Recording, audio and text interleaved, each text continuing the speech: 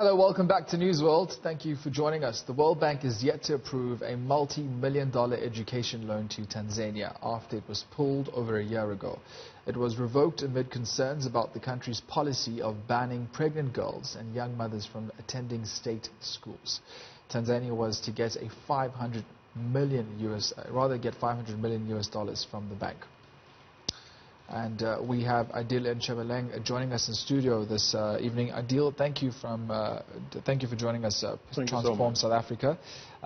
You are here to. This is obviously a World Bank situation where they're now getting involved in political affairs of a country. Before we talk about maybe this organization getting involved in political affairs of a country, maybe take it a few steps back as to. Firstly, the loan was approved, and then it was this back and forth. It's delayed, yeah. Why did we have the back and forth?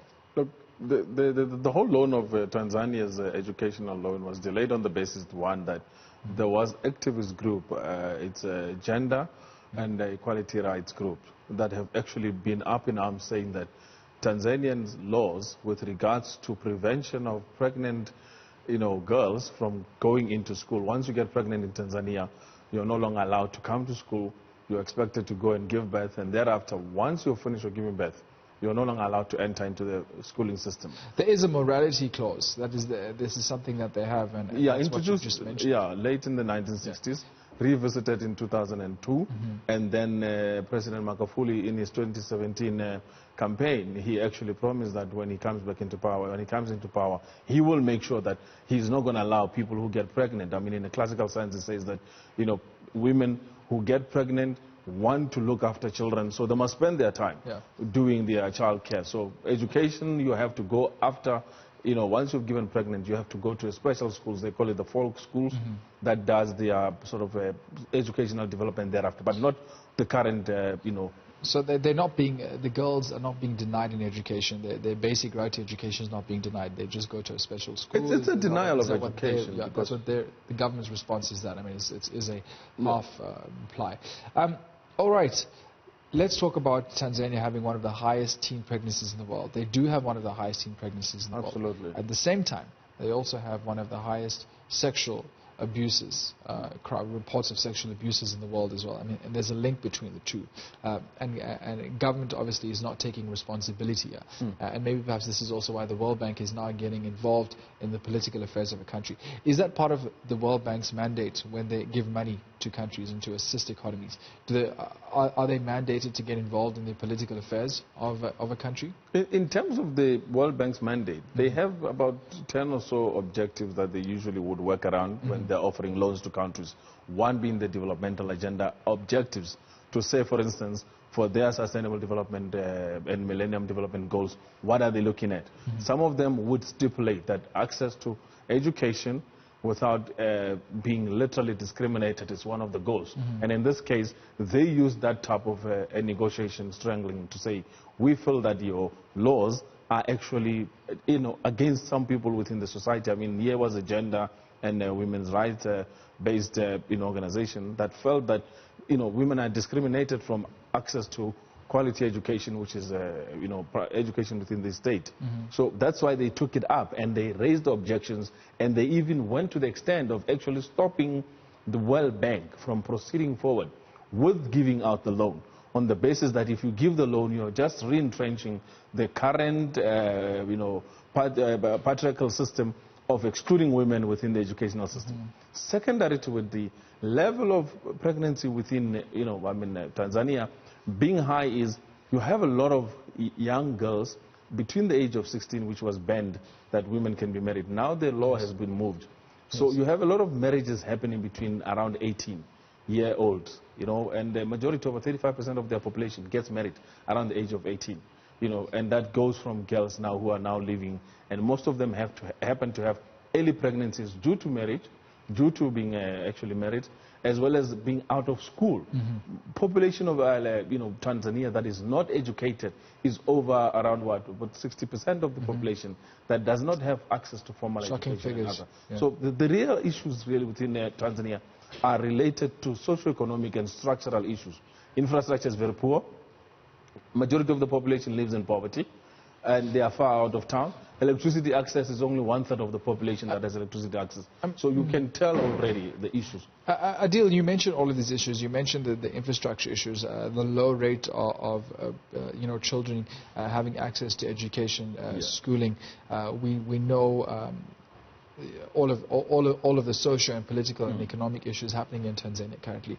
It surely would be a tragedy for them to lose the much needed $500 million assistance, million dollar assistance. Yeah. It would be a tragedy for them to lose this assistance. Absolutely. Would you not say? Would then Tanzania perhaps be willing to renegotiate the terms? Have they responded to this?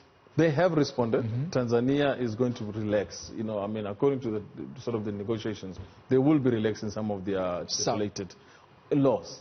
But again, the president, John Magufuli, has been very strange, very strong on the aspect, saying that he's not going to be giving a free pass to girls to do as they wish, given the fact that he's trying to be a father to the nation, to say that if you want to leave education and get pregnant as your priority, do that. But as a father to the nation, he says he encourages young girls to say, focus on your education, which is your future, rather than being doing the opposite. But again, when it comes to the World Bank, if the conditions are that you must give free, unfettered access, they are going to have to give up that law that says you cannot go up into educational system once you have become pregnant. I mean, it's also an invasion of their privacy and their rights as humans, these girls, because they have to go for these pregnancy tests. I think it's twice a year. If they fail these tests, they're expelled from school, they're barred from going to school. Surely the World Bank is in a very strong, powerful position here. Civil society is demanding action, is demanding that Tanzania correct some of these atrocities against these young girls and these women.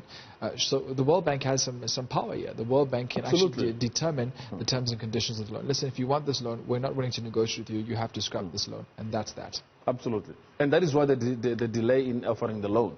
That is why there's been a back and forward, and there's been a lot of civil society engagement on this particular issue.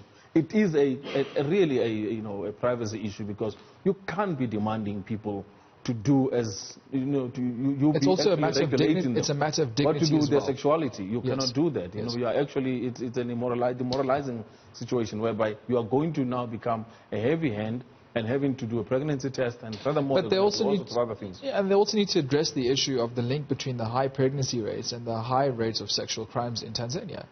But you know that actually very strange. The high rate of any pregnancy in any country is always related to the level of poverty of the citizens. The more affluent people are in any society, the less pregnant they become, the less prevalent of early teenage pregnancies, etc. So you have a situation within Tanzania where the highest levels of poverty, the issue of underdevelopment, they have no infrastructure, electricity, roads, their cities are still villages, and you have a situation whereby the majority of their population are still living outside the economic coverage, even though they have the lowest level of unemployment. Yes. 65% of the population works in the agricultural sector. I mean, they plow, they work in the agricultural, tobacco. Some of them are in the gold mining, which is a very small, significant amount of people. But the majority of them, 65%, are employed, are all employed in the agricultural sector. And what the plan for this 500 million is? Was it to go towards education, the education sector? What was the money planned for? The money is planned to be spent in building new education infrastructure, schools, laboratories, maths and science labs. They are spending it in terms of improving the district's monitoring processes. They are planning on making sure that they have proper infrastructure that is adequate to grow the educational level within Tanzania. And then on the other side of this, then would we also then say, okay, what they're doing is wrong, what Tanzania is doing is wrong, but then another section of the population is now going to suffer because of those policies? Look, I don't think the policy of